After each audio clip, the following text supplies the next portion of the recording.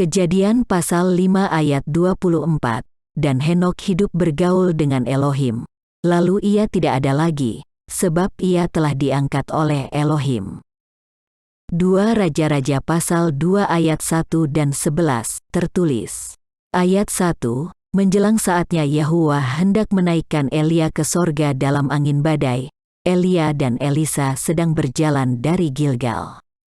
Ayat 11, sedang mereka berjalan terus sambil berkata-kata, tiba-tiba datanglah kereta berapi dengan kuda berapi memisahkan keduanya.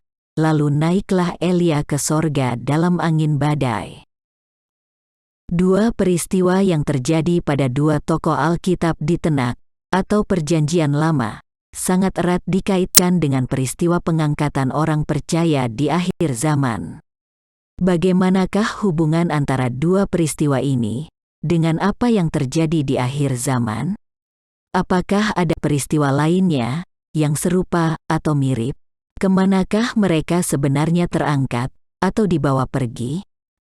Pada kesempatan ini Torah 30 menit akan mencoba membahas dengan apa yang kami mengerti. 2 Tawarikh pasal 21 ayat 12. Lalu sampailah kepadanya sebuah surat dari Nabi Elia yang bunyinya, beginilah firman Yahuwa, Elohim, Daud, bapa leluhurmu, karena engkau, yaitu Raja Yoram dari kerajaan selatan, atau kerajaan Yehuda, tidak hidup mengikuti jejak Yosafat, ayahmu, dan Asa, Raja Yehuda. Kapankah Elia menulis surat kepada Raja Yoram? Apakah setelah terangkat, atau sebelum terangkat? 2 Raja-Raja pasal 3 ayat 9. Maka berjalanlah Raja Israel, yaitu Raja Yoram, dan Raja Yehuda, yaitu Raja Yosafat, dan Raja Edom. Tetapi sesudah mereka berkeliling 7 hari perjalanan jauhnya, maka tidak terdapat air untuk tentara dan untuk hewan yang mengikuti mereka. Ayat 10, lalu berkatalah Raja Israel, wahai, Yahuwa telah memanggil ketiga raja ini untuk menyerahkan mereka ke dalam tangan Moab. Ayat 11, tetapi bertanyalah Yosafat, tidak adakah di sini seorang Nabi Yahuwa, supaya dengan perantaraannya kita meminta petunjuk Yahuwa? Lalu salah seorang pegawai Raja Israel menjawab, katanya, di sini ada Elisa bin Safat, yang dahulu melayani Elia. Kejadian di atas adalah masa setelah Nabi Elia terangkat dan digantikan oleh Nabi Elisa. Pada saat itu Raja Yosafat, dari kerajaan Yehuda atau kerajaan selatan masih hidup. 2 Tawarikh pasal 21 ayat 1. Kemudian Yosafat mendapat perhentian bersama-sama dengan nenek moyangnya, dan ia dikuburkan di samping nenek moyangnya di kota Daud. Maka Yoram, anaknya, menjadi raja menggantikan dia. Kejadian Nabi Elia menulis surat pada 2 Tawarikh 21 ayat 12, ke Raja Yoram dari kerajaan selatan, atau Raja Yehuda, adalah setelah ayah dari Raja Yoram, yaitu Raja Yosafat meninggal. Jadi jelas, setelah Elia terangkat ke suatu tempat, ia kembali lagi untuk menulis surat yang disampaikan ke seseorang di muka bumi untuk disampaikan ke Raja Yoram. Ini menunjukkan bahwa Nabi Elia ada di muka bumi setelah ia terangkat. Kata terangkat pada 2 Raja-Raja pasal 2 ayat 10 menggunakan kata dalam bahasa Ibrani yang sama dengan kata mengambil pada Kejadian pasal 2 ayat 15. Kata tersebut bisa juga diartikan mengambil di suatu tempat dan meletakkannya di suatu tempat yang berbeda.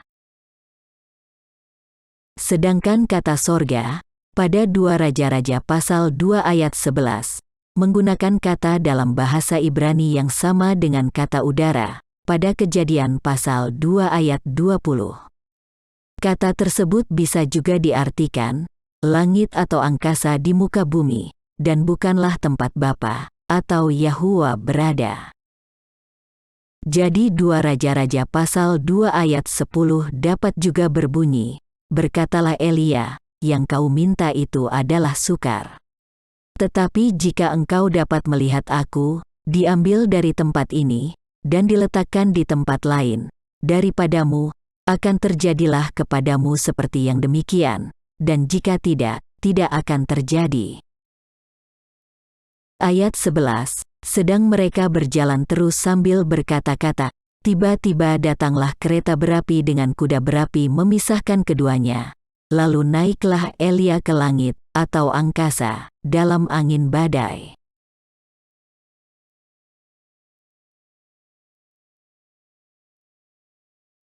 Kata diangkat pada Kejadian pasal 5 ayat 24, sama dengan kata terangkat pada 2 Raja-Raja pasal 2 ayat 10. Berarti kata ini bisa juga diartikan, mengambil di suatu tempat, dan meletakkan di tempat yang berbeda.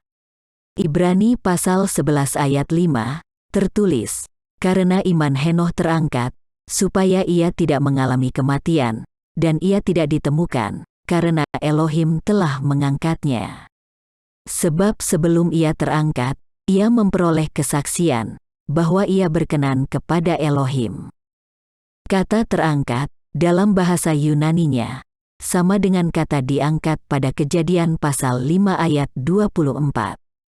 Jadi artinya kembali sama, mengambil di suatu tempat, dan meletakkan di tempat yang berbeda. Atau bisa juga diartikan, dipindahkan. Sedangkan kata mengalami, dalam bahasa Yunaninya, horao, artinya, melihat dengan mata kepalanya sendiri. Ibrani pasal 11 ayat 5 dapat juga tertulis, "Karena iman Henoh dipindahkan, supaya ia tidak melihat kematian dengan mata kepalanya sendiri, dan ia tidak ditemukan, karena Elohim telah memindahkannya." Sebab sebelum ia dipindahkan, ia memperoleh kesaksian, bahwa ia berkenan kepada Elohim. Jadi jelas Henoh dipindahkan, agar tidak melihat suatu kematian. Yang jelas bukan kematiannya sendiri, melainkan kematian orang lain. Karena kata melihat, dengan mata kepalanya sendiri.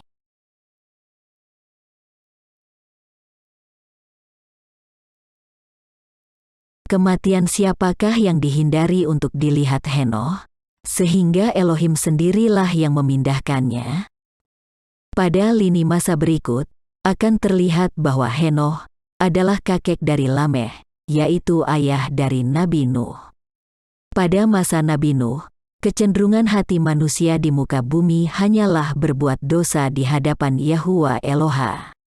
Sehingga Yahuwa sendirilah yang memutuskan membunuh semua orang di muka bumi, kecuali Nuh dan keluarganya. Bila Henoh dipindahkan ketika berumur 365 tahun, dan tidak lama setelah itu Nuh lahir, kemungkinan pada saat Henoh diambil, kejahatan di muka bumi sudah dimulai. Kejahatan yang membuat air bah turun. Mungkinkah kematian-kematian, akibat kejahatan di muka bumi inilah yang dihindari untuk dilihat Henoh? Kemanakah Henoh dibawa? Adakah kitab yang menjelaskan perjalanan rohani Nabi Henoh? Hal seputar Nabi Henoh memang menarik untuk dibahas. Dikarenakan begitu banyak hal kontroversial, dan hanya sedikit info yang didapatkan dari Alkitab yang terdiri dari 66 kitab yang umum dibaca.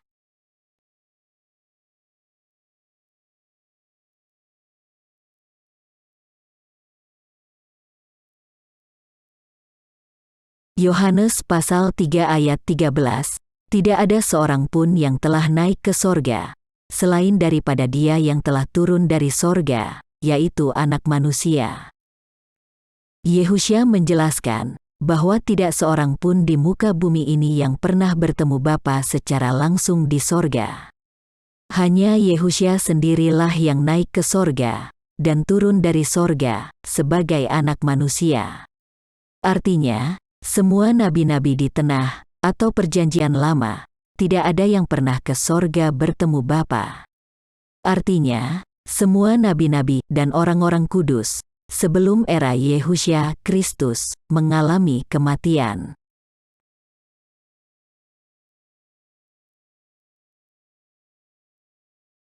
Kisah Para Rasul pasal 8 ayat 39. Dan setelah mereka keluar dari air, Roh Yahwa tiba-tiba melarikan Filipus dan sida-sida itu tidak melihatnya lagi. Ia meneruskan perjalanannya dengan sukacita. Ayat 40. Tetapi ternyata Filipus ada di Asdod. Ia berjalan melalui daerah itu dan memberitakan Injil di semua kota sampai ia tiba di Kaisarea. Apa yang dialami Nabi Henokh dan Nabi Elia, juga dialami oleh Rasul Filipus. Tubuhnya diambil, atau dipindahkan oleh Roh Yahwa, dari suatu tempat ke tempat lain, yaitu Asdod. Sama seperti Nabi Henokh dan Nabi Elia, Rasul Filipus pun juga mengalami kematian, begitu pula rasul-rasul yang lainnya.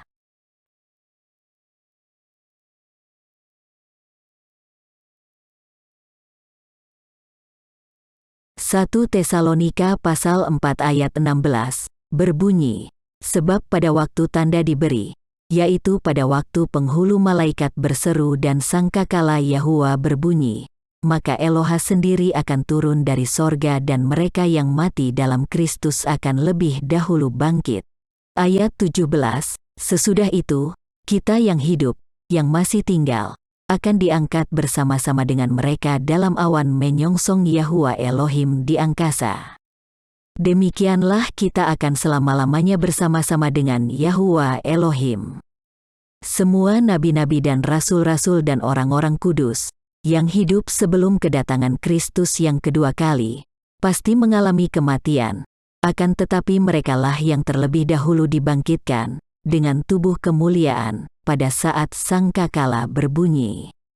Berikutnya, orang-orang kudus yang masih hidup, pada akhir zaman, juga diubah dengan tubuh kemuliaan.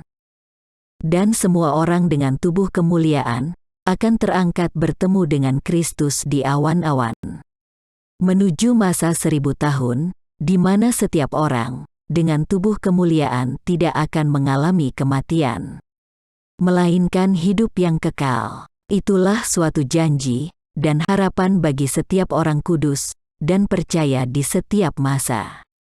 Sebelum era masa 1000 tahun.